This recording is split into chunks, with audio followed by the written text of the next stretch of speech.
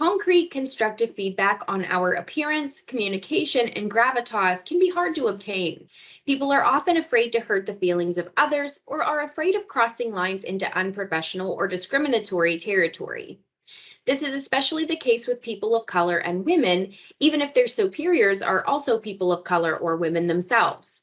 The fear of repercussions or being culturally insensitive is enough deterrent to prevent many leaders from giving feedback to their teams that would be incredibly beneficial. The result of this fear is unfortunately that many people will be passed over for opportunities and advancement and have worsened self-esteem. While employees are not promoted or chosen to lead projects, they have no understanding of why. No one has had the conversation with them to say, do this differently or improve this skill. So there was no opportunity for personal or professional improvement that would help them succeed in a new way. Appearance feedback is particularly difficult to provide and also receive. Who wouldn't take feedback about one's appearance somewhat personally?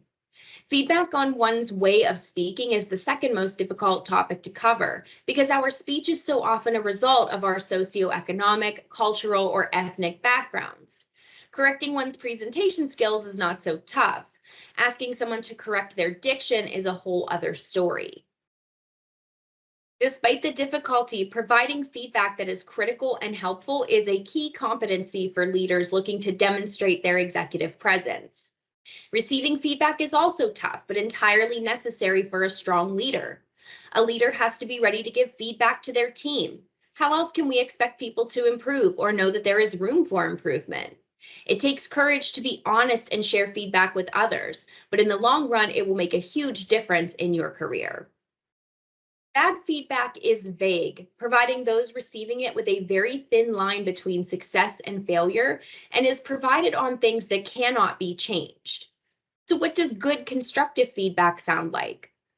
The feedback is clear on what the problem is, there is an understanding of why the problem must be addressed, and it is precisely known what the person receiving the feedback needs to do to course correct. Great feedback is also timely, meaning it is delivered right before or after a blunder occurs. It should be also specific to one behavior at a time and be prescriptive, with explicit actions outlined to fix an issue or make an improvement. It is important that feedback is framed in the context of business outcomes.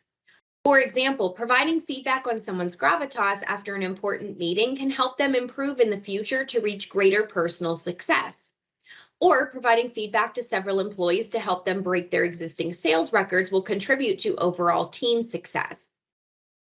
Some situations are more nuanced, so be ready to demonstrate your emotional intelligence when discussing areas of improvement. However, if you follow this outline, you will be largely successful in many situations. Just as important as giving feedback is getting it. So how do we get feedback from others that will lead to personal and professional growth? First, we need to be able to recognize that we need it. Sometimes we believe we are perfect. Ditch that belief.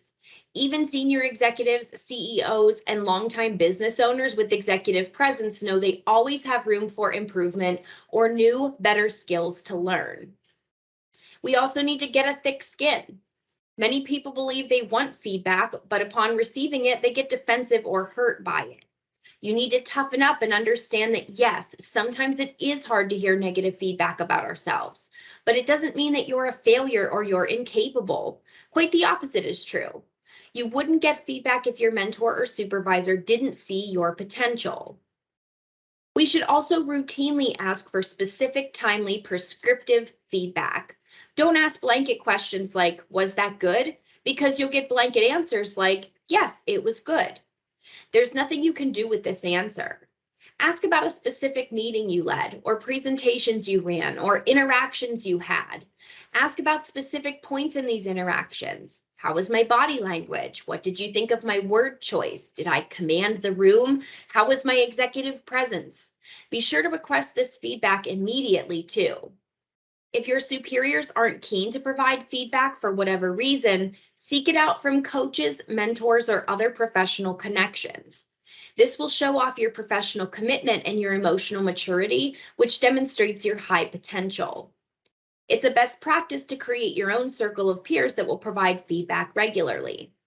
Peer groups provide support and allow thoughts to be shared amongst people who trust one another and want the best for one another too. When you get feedback that you disagree with or find unhelpful, do your best to look for the truth in it. Don't be quick to dismiss it. Take time to process it, even if you feel it totally misses the mark, and reflect.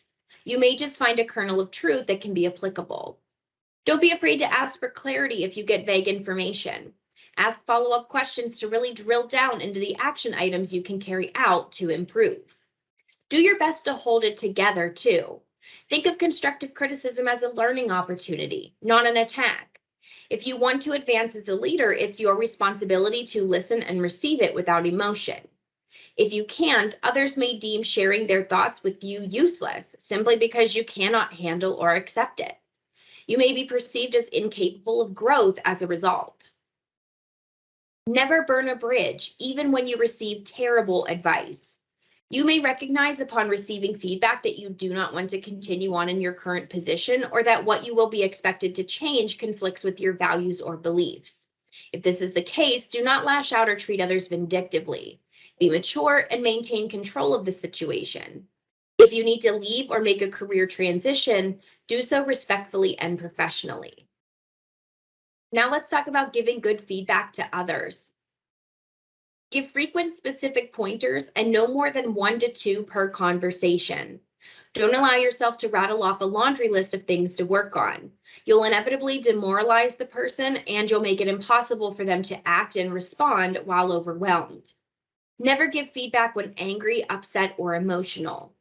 Take time to reflect on the situation that caused your emotion and collect your thoughts so that you can give constructive, level-headed feedback. Lead conversations with the good. Recognize the accomplishments or successes of a person before lobbying criticism. It will show that you've observed the bad and the good equally. Use communication expertise when giving feedback. Be human, share your own personal experiences, use humor, and take pauses for emphasis and punctuation. Let people know when they've connected the dots and applied your feedback too. If you commented on an employee's wardrobe and notice a positive change to their appearance, make sure to point it out. That positive reinforcement will help your employee continue to make positive choices. Preface any feedback you give with the assurance of a person's best interest and a desire to see them succeed. You want there to be a mutual respect and trust so that the stage is set for feedback to be well received and accepted. If you need to discuss someone's appearance, do so in the context of the person's personal brand first. Then discuss how their appearance is in conflict or support of that personal brand and how it should reinforce a person's values, skills, and goals. Give feedback also with a third party present, especially when there is potential for miscommunication or misunderstanding. Ideally, you will have a member of HR or a fellow manager with you when delivering tough messages, especially if the potential for misconduct or discrimination are on the table. Get in the habit of role-playing your message with your fellow manager or HR representative in advance to ensure your preparedness and ensure your word choice is appropriate. Giving and receiving feedback is an essential element of developing and strengthening your executive presence. It employs your emotional intelligence, your communication skills, your gravitas, and even your appearance. Because to receive feedback and provide it effectively, you need to lead by example. If you can learn to become better at asking for, absorbing, and acting on feedback, those around you will have greater potential to accept criticism through modeling your behavior.